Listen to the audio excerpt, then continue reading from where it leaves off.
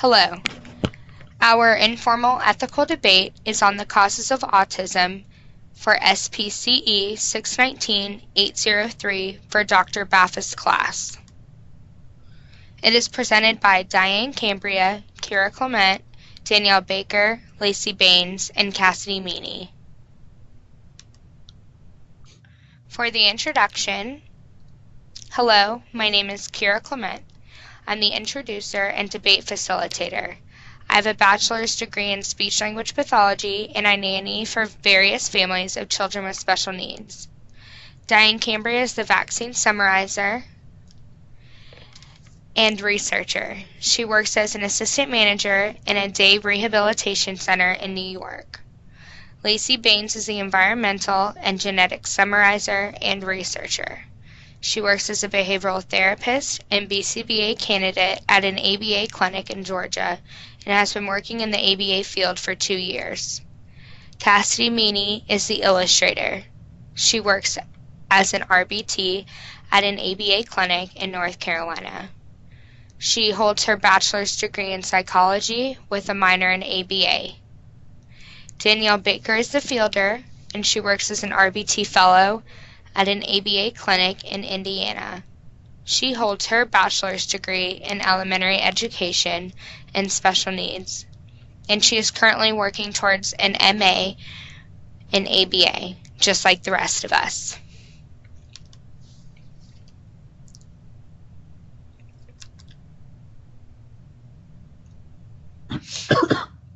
Diane will be discussing the pro side, which is that vaccines cause autism, while Lacey will be discussing the con side, that vaccines do not cause autism, but rather environmental and genetic factors cause autism. And now Diane will begin. According to the article by Rayo and Andrade in 1998, A.J. Wakefield and 12 of his colleagues published a research study claiming that there is a link between measles, mumps, and rubella vaccine, the MMR, and autism.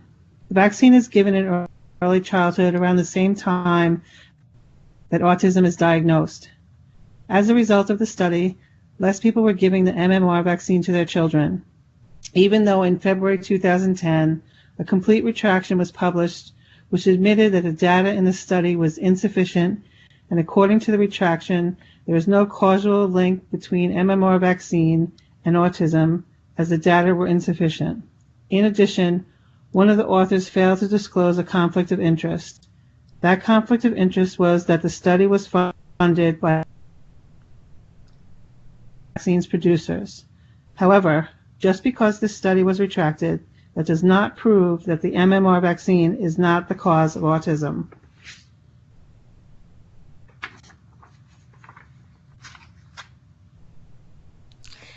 Now we will have Cassidy go over the table located on the PowerPoint slide.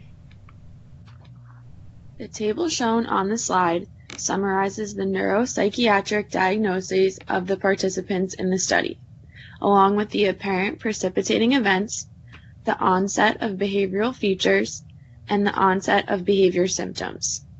The table shows that 10 of the 12 participants had a behavioral diagnosis of autism, with the majority saying the exposure identified by doctors and parents was the MMR vaccine. Thank you, Cassidy.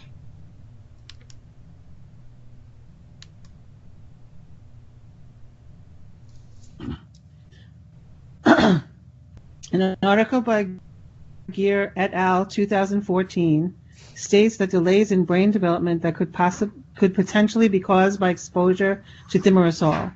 The brain grows quickly during the first 3 years of life. Its development is characterized by critical developmental periods for speech, vision, hearing, and balance.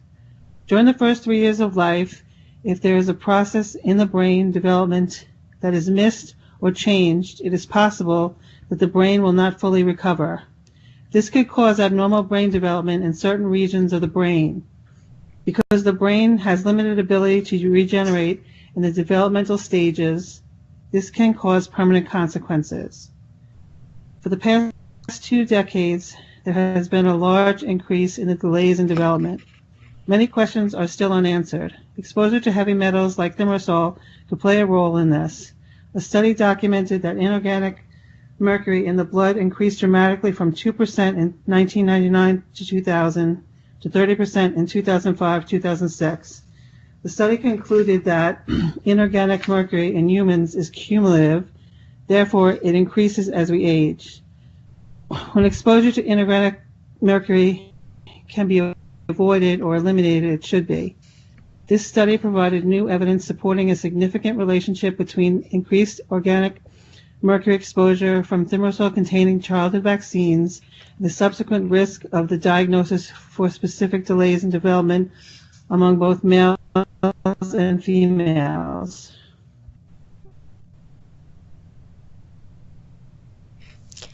Thank you, Diane. Now we will have Cassie discuss the table located within the slide. The table shown on the slide displays the relationship between cases and controls receiving increasing doses of organic mercury from thimerosal-containing hepatitis B vaccines at specific points within the first 6 months of life. The table shows that Experiment 1 documented that cases were significantly more likely than controls to have received 12.5 micrograms of organic mercury from a thimerosal-containing hepatitis B vaccine dose in comparison to 0 micrograms of organic mercury from a no thimerosal hepatitis B containing vaccine dose or no hepatitis B vaccination within the first month of life. Experiment 2 showed that cases were significantly more likely than controls to have received 25 micrograms of organic mercury from 2 thimerosal-containing hepatitis B vaccine doses in comparison to 0 micrograms of organic mercury from no thimerosal hepatitis B containing vaccine doses or no hepatitis B vaccinations within the first 2 months of life. Last, in Experiment 3, cases were significantly more likely than controls to have received 37.5 micrograms of organic mercury from 3 thimerosal-containing hepatitis B vaccine doses in comparison to 0 micrograms of organic mercury from 3 no thimerosal hepatitis B containing vaccine doses or no hepatitis B vaccinations within the first 6 months of life. Thank you, Cassidy. Now we will have Diane continue discussing the pros on vaccines. The article written by Geer et al. 2013, the reason for the study was to assess worries that exposure to thimerosal used in childhood vaccines have toxic effects. This two-phase study documented exposure to thimerosal from vaccinations. In the first phase, the relationship between exposure to a diphtheria, tetanus, a cellular pertussis, DTaP vaccine containing thimerosal versus the thimerosal-free DTaP vaccine, considering the risk of autism spectrum disorder in the Vaccine Adverse Event Reporting System database. In the second phase, the correlation between the hepatitis B vaccine containing thimerosal and autism spectrum disorders were examined. In phase 1, there was a significant increase, 2.02-fold, risk of autism spectrum disorder for thimerosal containing DTaP vaccine in comparison to the thimerosal-free DTaP vaccine. In phase 2, it was revealed that for those diagnosed with autism spectrum disorder, they were significantly more probable than controls to have received thimerosal containing hepatitis B vaccine within the first, second, and 6 months of life. Increased mercury doses from thimerosal containing childhood vaccinations given to infants at specific times were associated with overall increased risk for medically diagnosed autism spectrum disorder and specific delays in development. In a critical review by Kern et al. 2013, there is a discussion pertaining to limited thiol availability, abnormal sulfation chemistry, and decreased glutathione reserve capacity in children with autism spectrum disorder that may cause susceptibility to the toxic effects of thimerosal. The author suggests that the signs of ASD are not presented at birth but emerge over time with a loss of key social communication behaviors. There is a controversy over the causes of autism. However, the majority of parents with children with autism spectrum disorder believe that the regression followed the vaccination. Thank you, Diane. Now we will have Cassie discuss this table located on the slide. The table on the slide shows the relationship between autism spectrum disorder adverse events reported to VAERS following thimerosal-containing DTaP vaccine administration in comparison to the thimerosal-free DTaP vaccine. It was observed that there was a 2.02-fold significantly increased risk ratio for the incidence of ASD reported following the thimerosal-containing DTaP vaccine in comparison to the thimerosal-free DTaP vaccine. Thank you, Cassidy. Excuse me.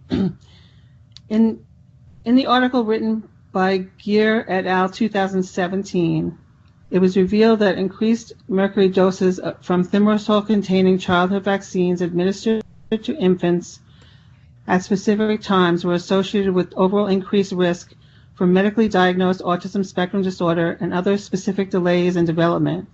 In addition, investigators have evaluated the relationship between increased mercury exposure from thimerosal-containing childhood vaccines administered during infancy and the subsequent risk of autism, speech disorder, mental retardation, and neurodevelopmental disorders events being reported to the Vaccine Adverse Events Reporting System database.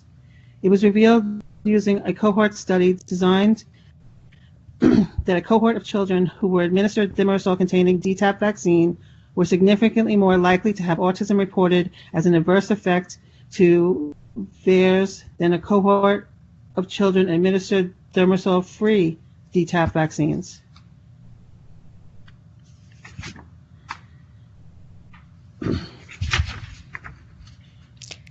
A significant limitation of the studies I have discussed revolves around the inability to measure the ambient exposure to mercury, exposure above and beyond that which is in a thimerosal treatment. These exposures to mercury that occur in the environment, for example, dental, allergens, fish, and other environmental sources. Another limitation of the studies I discussed could be finding a population large enough to support the conclusions. And the studies are also limited in that the sources could be biased in the direction of mercury having an impact on autism spectrum disorder, because I have run across other authors who express opposing opinions, and I have chosen not to use their research. I've only used research that support my hypothesis. Thank you, Diane. Now we will have Cassie discuss the following table located on this slide. The table shown on the slide summarizes the demographics of the various abnormal connectivity spectrum disorder diagnoses examined, as well as the demographics of the various control outcomes examined in the study. The table shows that the groups examined included autism spectrum disorder, tic disorder cases, ADD and ADHD cases, febrile seizure cases, unspecified disorders of metabolism cases, and cerebral degeneration cases. The table also shows the mean ages of the initial diagnoses, which range from around the first 6 months of life to around age 5. Thank you, Cassidy. Now we will move onto the con side, which is that vaccines do not cause autism and that it is affected by environmental predisposition as well as genetics.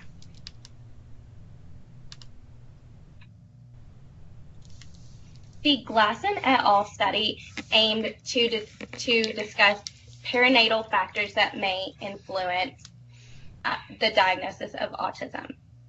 An important finding that Glasson et al. Found was advanced maternal age. Mothers 35 years or older had a threefold increased risk of having a child with autism compared with mothers younger than 20 years of age. In addition, threatened abortions were significantly more common in the case pregnancies as opposed to the control pregnancies. Bleeding during their pregnancies and prior miscarriages, although not observed in the study, were also reported by the case mothers. Fetal distress, C-section delivery, and poor condition at birth, as measured by a low APGAR score, and taking greater than 1 minute to respirate after birth, were characteristics of the case group. It is also important to note that epidurals were administered more in case mothers than in the control mothers. Effects of epidurals include increased heart rate and oxygen consumption, which may negatively impact the fetus. These obstetric complications may represent a compromised maternal environment. Autism develops in only some of the offspring, either because of certain environmental stimuli or a particular genotype that is vulnerable to develop the disorder. This is consistent with findings of siblings who share some of the genes and express mild symptoms of the disorder. Thank you, Lacey. Now we will have Cassie discuss the table located on the PowerPoint slide. The table shown on the slide looks at the age of parents. Case parents were significantly older than control subject parents. The mean age of case mothers was 28 years old, and the mean age of control subject mothers was 27 years old. The mean age of case fathers was 31 years old, and the mean age of control subject fathers was 30 years old. Thank you, Cassidy.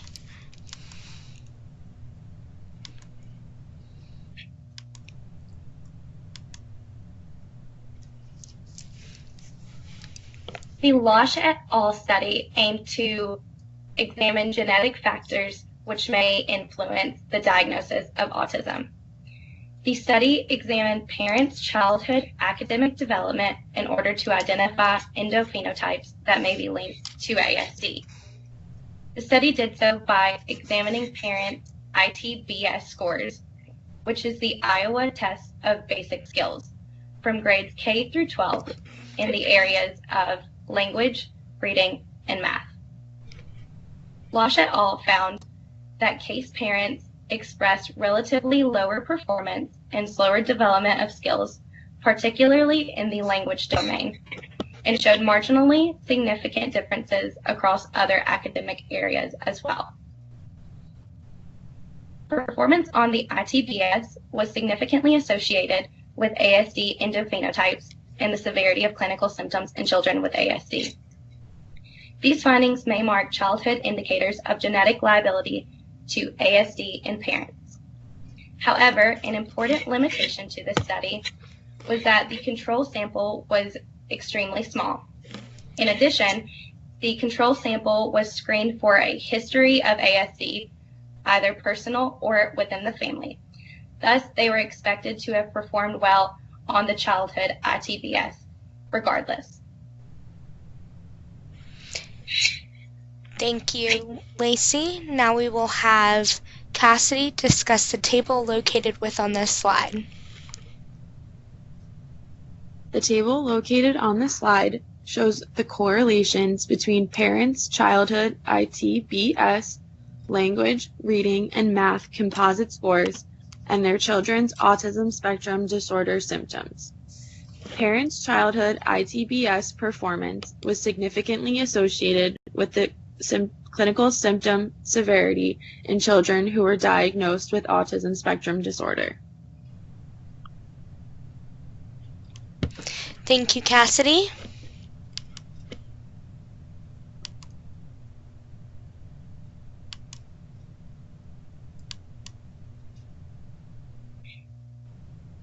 The Jane et al. Study aimed to debunk the belief that the MMR vaccine was a cause for autism. The study aimed to report the occurrence of ASD by MMR status among children who either had or did not have older siblings with ASD.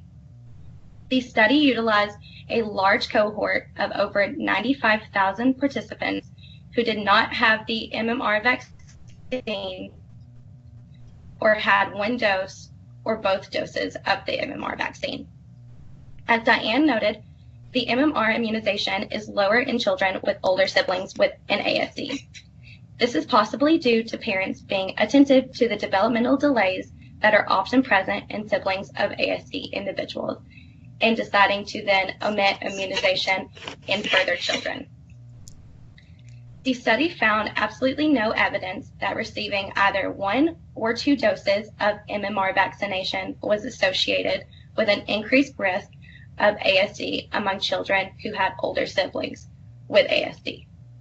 However, a notable limitation of this study was the use of large administrative claims. The MMR immunization rates in the study were 4% to 14% lower than rates reported in the National Immunization Survey. Thus, children in our study who are considered unvaccinated may have actually received vaccines in settings such as schools or health clinics where it went unreported.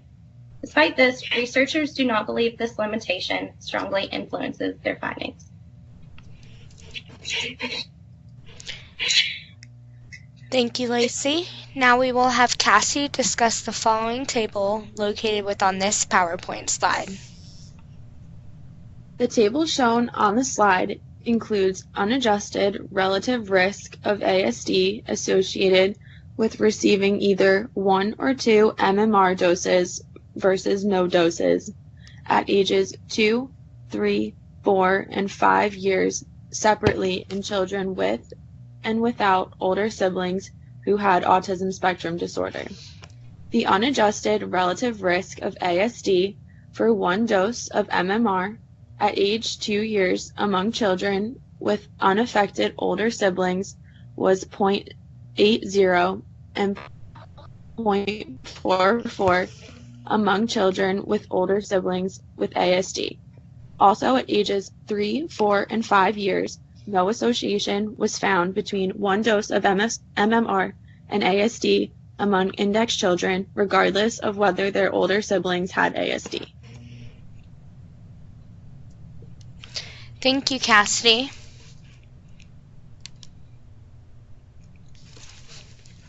Now we will begin the Q&A portion of our debate.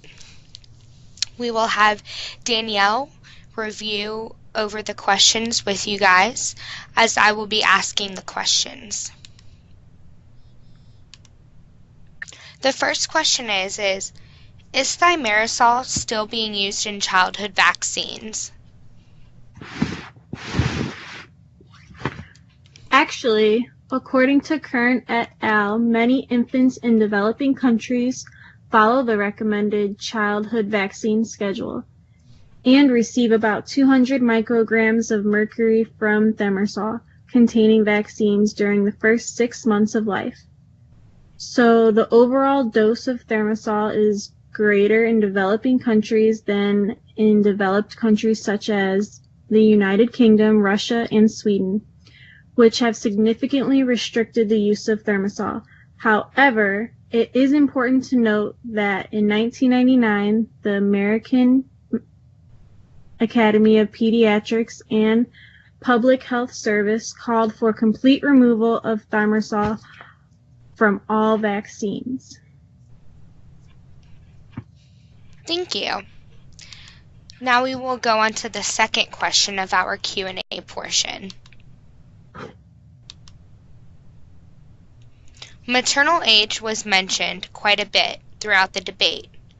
Many of you may be asking yourselves, does paternal age matter when it comes to the cause of autism?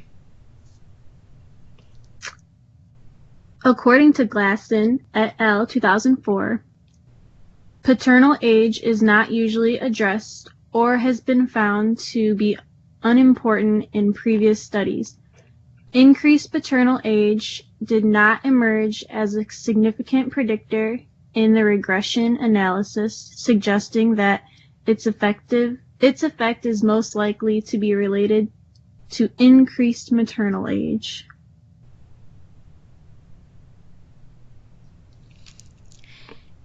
Thank you, Danielle. Now we will go on to the third question.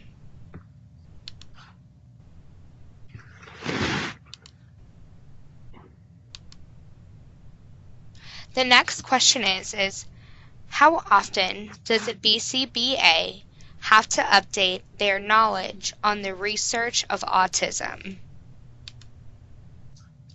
Well, according to Cooper, behavior analysts have an ethical responsibility to stay informed of advancements in the field. In such an ever-changing field, self-study is a fundamental way to stay current. Attending local and state conferences enhance the skills of a behavior analyst.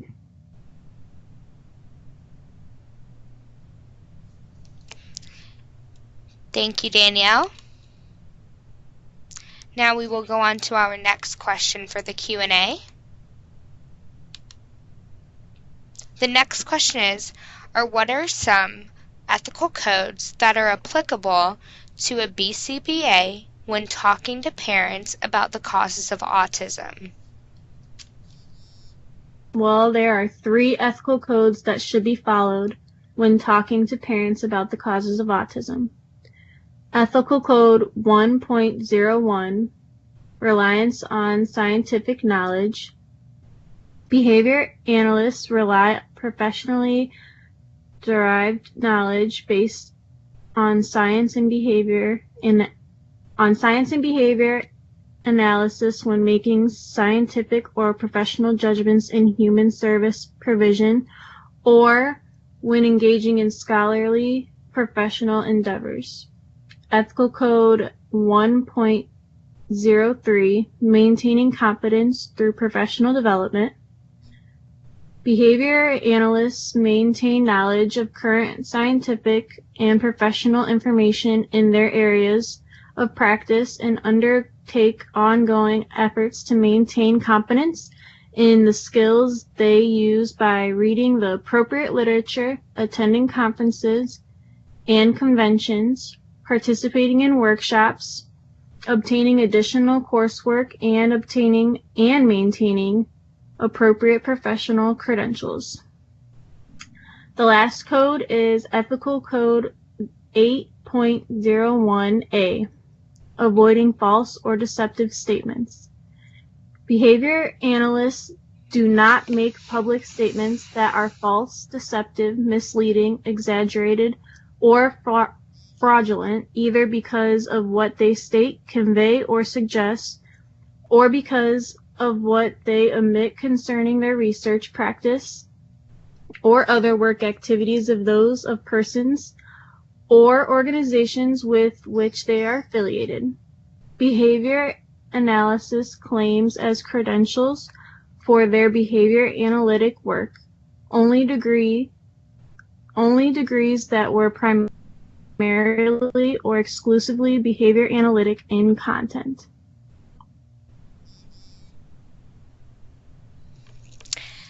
Thank you, Danielle. Now we will go on to our last Q&A question for the remainder of the debate.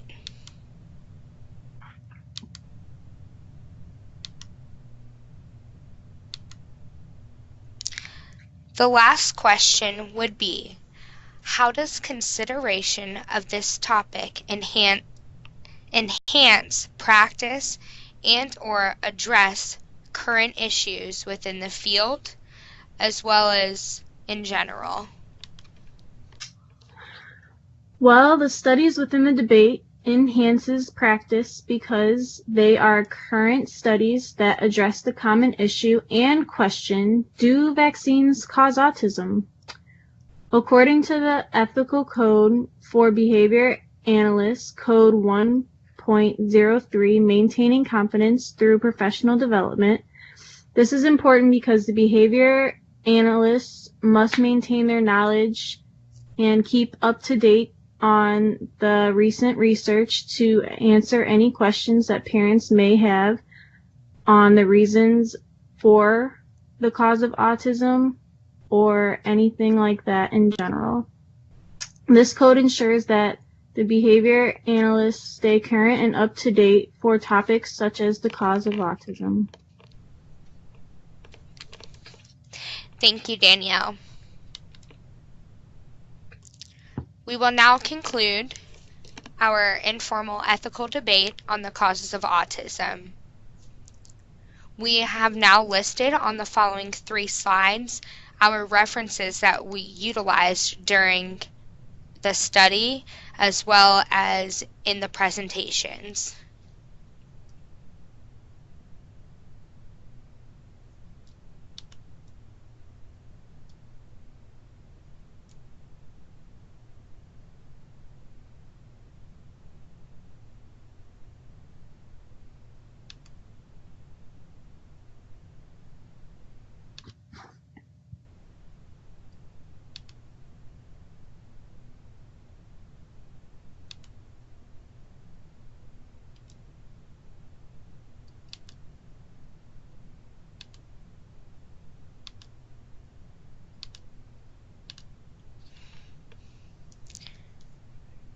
I just would like to thank my group members for doing an excellent job on this presentation and all of us working so hard together for all the tedious hours on this presentation. We did an awesome job, guys.